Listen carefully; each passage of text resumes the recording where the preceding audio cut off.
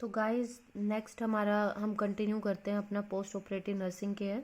Post operative nursing care में जो हमने अभी तक जो अपने की components in post operative nursing care में जो जो पढ़े थे, first is airway, second is breathing, third is circulation system, circulatory system, next was the neurological system, next was the GI system.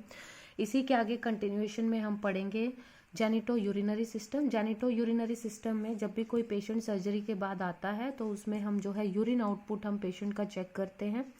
Urine output जो है बिल्कुल सिंसियरली हमने patient में चेक करना है and a normal urine output that should B 30 ml per our. तो उसके according हमने पेशेंट को ऑब्जर्व करना है।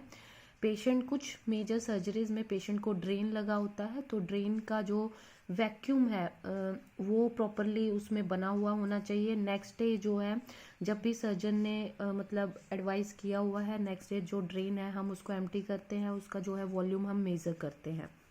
नेक्स्ट आता है हमारा component surgical site. Surgical site में हम देखेंगे कि पेशेंट को जो ड्रेन लगा हुआ है सर्जिकल साइट से कोई ब्लड तो नहीं आ रहा, कोई वहाँ पे हैमरेज तो नहीं है, कोई जो है ड्रेसिंग सोकेज तो नहीं है, और अगर ब्लीडिंग है तो हम ड्रेसिंग को चेंज करके वहाँ पे प्रेशर ड्रेसिंग हम अप्लाई करते हैं। और surgical site that should B infection free. Next हमारा मेन कंपोनेंट है दैट इज पेन। अब पेन जो है पेशेंट को, आपको पता है पोस्ट ऑपरेटिव पेशेंट में रहता है, तो हम according to the advice of the surgeon और द एनेस्थेटिक हम पेशेंट को जो है एनाल्जेसिक जो है एडमिनिस्टर करते हैं। वो पेन जो है पेशेंट को इंसिजन साइट पे भी हो सकता है, तो उसके लिए हम पेशेंट को जो है साइकोलॉजिकल सपोर्ट भी देते हैं विद जो है एनाल्जेसिक। और कई बार जो आईवी इंट्राकैथ लगे होते हैं, क्योंकि पेशेंट में हमें कंटिन्यूस जो आईवी फ्लूइड देने पड़ते हैं, तो उसकी वजह से भी हो सकता है, तो उसको हमने देखना है कि इंट्राकैथ साइट पे स्वेलिंग तो नहीं है, तो उसके अकॉर्डिंग जो है हमने पेशेंट में जो है पेन मैनेज करना है। सो नेक्स्ट आता है हमारे, so this was all about the post operative nursing care. अब पेशेंट का सर्जरी हो गया, उसमें हमने की कंपोनेंट्स देखे कि पेशेंट में आफ्टर सर्जरी क्या क्या जो है हमने किन किन चीज़ों का ध्यान रखना है। तो अब आता है हमारा discharge from the post op unit. A patient remain in the post op unit until the patient fully recover from anaesthesia. अब एक पेशेंट, अब वो वार्ड में एडमिट हुआ है, वो सर्जरी के लिए गया है, सर्जरी हो गई पेशेंट की, एनेस्थीसिया से वो फुल्ली रिकवर कर गया, सर्जरी भी हो गई, उसके बाद पेशेंट अब रिकवरी फेज में है, तो पेशेंट का जो है वो डिस्चार्ज होना है। तो अभी एक पेशेंट डिस्चार्ज के लिए उसके क्या क्या क्राइटेरिया होने चाहिए। पेशेंट के वाइटल साइंस स्टेबल होने चाहिए। Patient should be oriented to person, place and time.